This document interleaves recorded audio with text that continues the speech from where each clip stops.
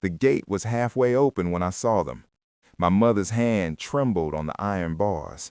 My father stood behind her, thinner, smaller, like someone had been erasing him one bad decision at a time.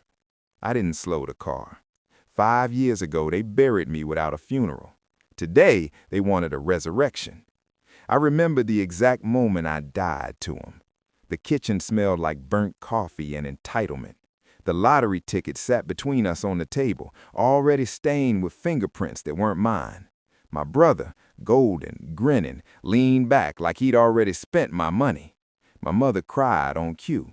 My father folded his arms like a judge. "Family shares," he said. Not a suggestion, a verdict. I said no, calmly, once. That was all it took. They didn't argue the number, they argued my existence, accused me of greed, of betrayal, of forgetting who raised me. My brother laughed when I tried to explain boundaries. He always laughed. He'd been laughing since childhood, when my achievements were expected and his were miracles. When I stood up to leave, my mother said it. "If you walk out with that money, don't come back." My father sealed it. "You're dead to us." They told the whole family. Aunts, uncles, cousins who'd borrowed from me for years. Overnight, my phone went silent. Invitations stopped. My name turned into a cautionary tale. The money didn't change them, it revealed them. I grieved like someone who still believed blood meant safety. I replayed childhood scenes, the way my mother brushed my hair before school, the way my father taught me to ride a bike. I searched for proof that I hadn't imagined the love, that it hadn't always been conditional. Then the letters started. Not apologies, requests, suggestions, business ideas written in my brother's handwriting, but signed with my parents' names.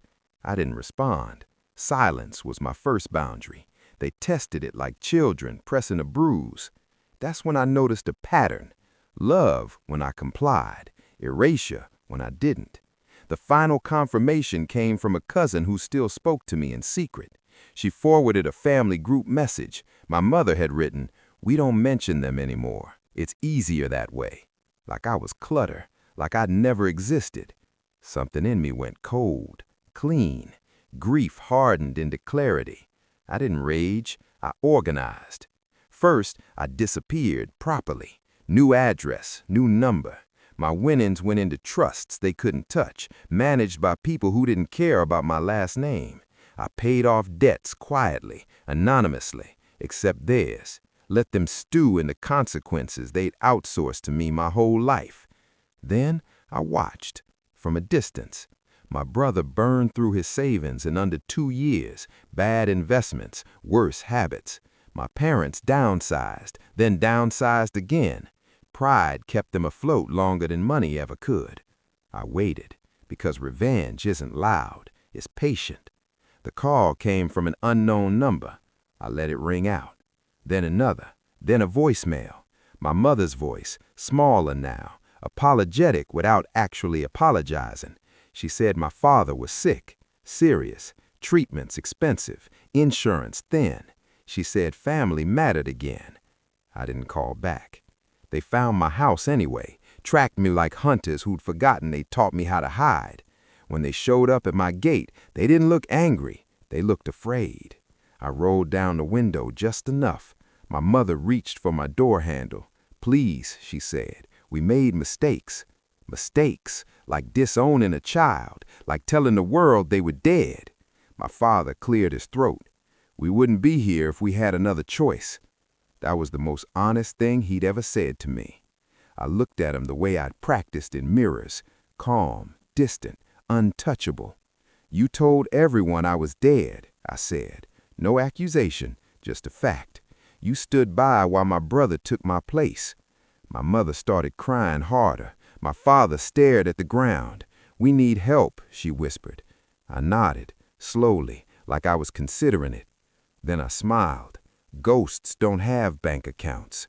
The words landed exactly where I wanted them to. My brother's laugh wasn't there to buffer the blow. My mother's face collapsed inward. My father finally looked up, and for a moment he saw it, what they'd made, what they'd lost. I put the car in drive. As I pulled away, I felt something loosen in my chest.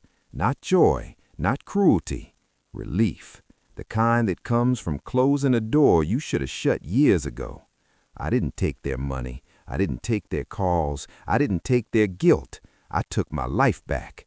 They taught me one final lesson, and for once I learned it perfectly. Love that demands your erasure isn't love, and the dead don't owe the living anything at all.